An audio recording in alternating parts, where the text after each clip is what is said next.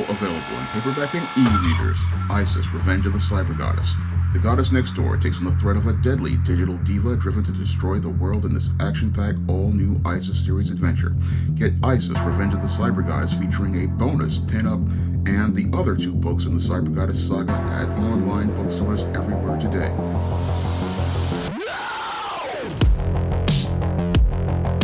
I was reading a GamesRadar.com article which talked about why new characters have a hard time succeeding in the world of superhero comics.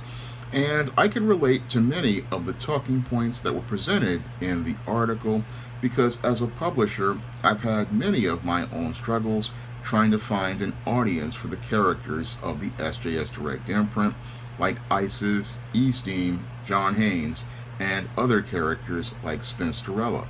And when you're out here as a publisher trying to find an audience for a new character, you need to have two things. One is patience, and the other is money. Because it's going to take a lot of time for a character to connect with an audience, and it's going to take some money to keep that character in print.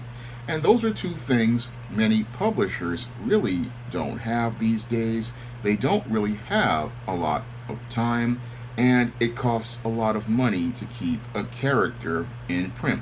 Now, there are some publishers like Marvel and DC, which are funded by Disney and Discovery, that have billions of dollars at their disposal.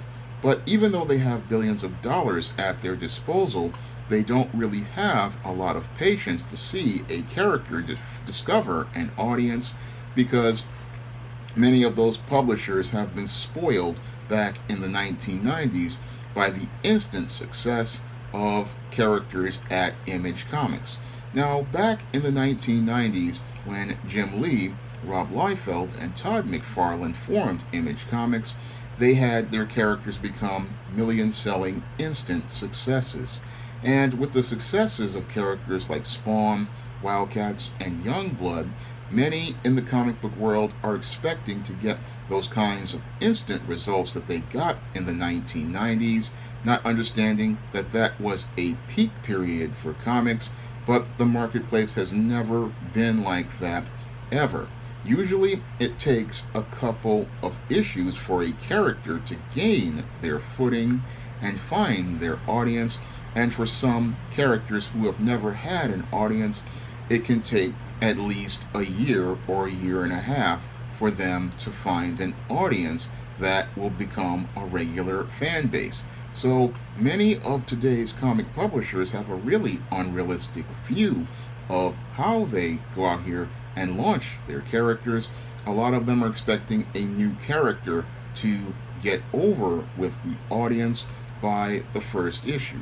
Now, the first issue is an important one because that's the book where you go out here and introduce your character and make a powerful first impression on the reader. And that's the other problem I've seen with a lot of new superhero comics, is that first issue. Some people follow the Brian Michael Bendis model of storytelling and go into a detailed origin, and this impedes their ability to connect with the audience who want to see what the conflict is going to be. Now, as someone who has screenwriting experience, the three questions I always try to answer in any story I do for a character like Isis or John Haynes or E-Steam are: who is the main character, what do they want, and what obstacles do they face, and most importantly, why should we care? And in a lot of first issues, I really see a lot of build-up for the protagonist, but I don't really see any setup as related to the antagonist. And this is a major mistake that many comic creators go out here and make, is they're so focused on showcasing the hero as related to their power set and their personal life that they don't focus on the antagonist and what obstacles they're going to put in the hero's way. Because in a superhero comic, it's not just about the superhero, you also have to bring in a villain. And many comic creators, they don't really focus on creating a strong heel for the hero to face, and that really keeps the book from having a conflict that drives it, that makes the reader care about the character. Because what's going to drive sales of a superhero book are the conflicts that the hero faces and how they overcome those conflicts that they're facing. So, what's going to drive your sales is the conflict, but many of today's creators don't focus on the conflict between the hero and the villain. A lot of them have been taught a lot of bad habits from many of these 90s creators and 2000s creators like Brian Michael Bendis, who try to stretch out stories to fit a trade paperback. But when you're going out here introducing a new character, you have to sell that brand new character in that first issue. And you have to sell that character in the first issue, in the first 3 to 5 pages of that book. And that's something many creators don't really know how to do these days. And that costs them money, and it also costs them a lot of time, because every issue that you put out here, it's not going to be able to build momentum from the first issue if you pad the story out and don't really show us how the hero is going to overcome these odds. You have to sell me on that hero in that first issue in the reader's hands, and that is something that many new creators, they're not really focusing on, and that's why many of their books are struggling in the publishing marketplace, where the time for success is accelerated. Because these days in the comic book publishing world, your sales are accelerated. People are expecting you to have success on that first issue, and they're expecting to get big style numbers like Spawn did back in the 90s, not understanding it's going to take at least 12 to 16 issues to see if this character can find an audience. It may take an extended period of time for this character to find their audience, and you have to have that patience to sit there with that character and craft the stories that will help people connect with the character. It may take at least maybe 2, 3, 4 story arcs for a character to start building momentum, because you're starting from nowhere and you have to continue starting to build from nowhere to get somewhere. And that a lot of publishers today, they don't have that kind of patience to sit there, and with them having other titles that are being offered, they don't have that time to sit there and wait for this character to find their audience like they used to in the 70s and the 80s. Now, back in the 70s and the 80s, people would sit there with a character for 12, 24, or 36 issues and see if this character could go out here and build some momentum, and see if they could try to get this character over with an audience and help the character get discovered by readers. But these days, publishers don't have that kind of patience that I do on the SJS Direct imprint, because I have sat there with characters like Isis and John Haynes for over a decade and waited to see them get their audience. I mean, on Isis, I had published that character back in 2002, and that character is just finally starting to find her audience. And on John Haynes, I had written that character's first book, The Temptation of John Haynes, back in 2005, and I had published the first John Haynes book in 2011, published The Man Who Rules the World in 2016, but the character really did not start to get over until I published Isis, Bride of Dracula in 2016, and then when I published John Haynes, A Conversation with Death, he finally started to find his audience and started to find his momentum. So it can take an extended period of time for a character to find their audience, and many publishers, they don't really want to keep financing this character and paying writers and artists over time in order to wait for that character to find an audience, because this can be a very costly venture when it comes to comics, because when you're publishing comics, You have to pay a writer $110 a page if they're a popular writer.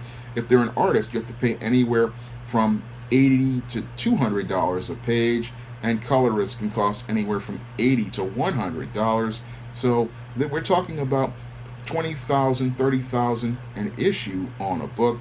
And if this book generates maybe low 4,000 to 10,000 sales, you're just breaking even on that book. So a lot of publishers can't really afford to keep this book in print because this book is costing them money. And I know this from experience because I've had to discontinue books that started out very successful, like All About Nikki the Fabulous first season.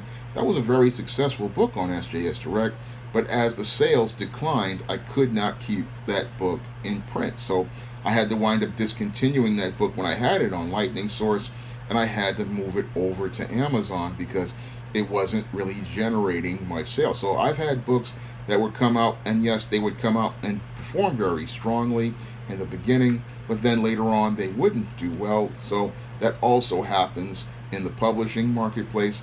And the whole thing is that it takes time to generate success, and it also takes time to maintain that success. The big problem in the comic publishing world is that there isn't a lot of patience, and it takes a lot of patience to sit there with a character and try to build the audience with them, because you can go out here and make a very compelling first story like I did with The Temptation of John Haynes, and the audience may not pick up that story in the beginning because that they're going out here and they're picking up the character in another story, and it may be another story where people really start to connect with the character, because that's what happened with John Haynes. People really didn't pick up on him until I did Isis Bride of Dracula.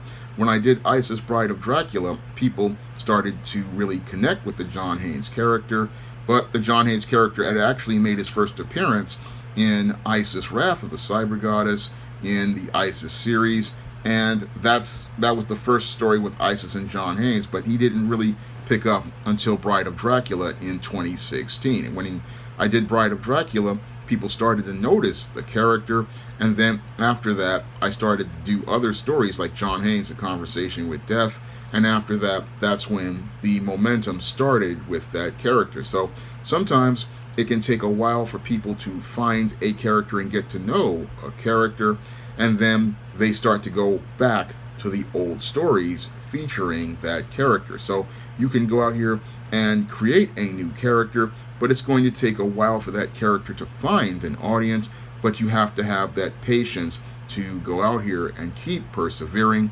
towards getting that character to the finish line of finding an audience, and then you have to deal with the challenge of going out here and further continuing to develop, building the momentum for that character by finding new adversaries and new challenges for that character to overcome. So it's a major challenge to go out here and create a new superhero character. I know this from experience, and the whole thing is that you have to hang in there because this is a long haul game, and you have to have that patience to stay in the game in order to win. So you have to stay at this for an extended period of time, because you're going to have to keep pushing towards things, because it's not going to happen overnight. And that's something many in the comic book business really have to start understanding, is that if you want to create new characters, you're going to face a lot of obstacles, like a very competitive market with millions of titles, and you're also going to be facing a lot of indifference from readers who are being bombarded with many new characters over a course of a year. But if you hang in there and stay at it, you will find an audience, and you can build an audience, because that's what I'm doing on the SJS Direct imprint with characters like Isis and John Haynes, and even characters like Spinsterella. I'm building the audience, but I had to hang in there, and I even had to give away stories for free for an extended period of time for people to find the characters. And that's, again, it's a really rough road, but you have to persevere. But it's going to take time for the audience to find the characters, but you just have to keep hanging in there pushing, promoting, and persevering, because that's the only way the audience is going to find your characters, is if you show them how great they are. Now, if you want to pick up some of my stories on the SJS Direct imprint, like my comics such as E-Steam No Good Deed that I did by Bill Walko, you can find that comic on Amazon.com for 99 cents on Kindle. And I'm getting ready to launch my first comic, full feature comic, John Haynes at Death's Door, on Kickstarter soon. I have 31 of 32 pages from Antonio Balderi complete, and I'm just waiting for the last page and the cover, and I'll be launching that Kickstarter soon, which will feature the first full John Haynes comic. But until then, you can pick up books on the SJS Direct imprint like the ISIS series, the E-Steam series, and the John Haynes series on Amazon.com in paperback and Kindle format. And you can also find SJS Direct books on other online platforms like Smashwords, the iBook Store, Barnes & Noble, and Google Play. And if you want to see me do more comic-related videos like this, you can donate to my Patreon, my PayPal, or my Cash App by clicking the links in the description box. That's all I have to say for this video. You can comment, rate, and subscribe. Coming to paperback and e-readers, ISIS Legacy. The sorority secrets from the goddess next door are revealed in this all-new ISIS series adventure. Pre-order your copy of ISIS Legacy on Amazon.com today. Now available on Kindle, E-Steam No Good Deed. The Devilish Diva scares some stick-up kids straight in this action-packed E-Steam series comic. Get E-Steam No Good Deed on Kindle for 99 cents today.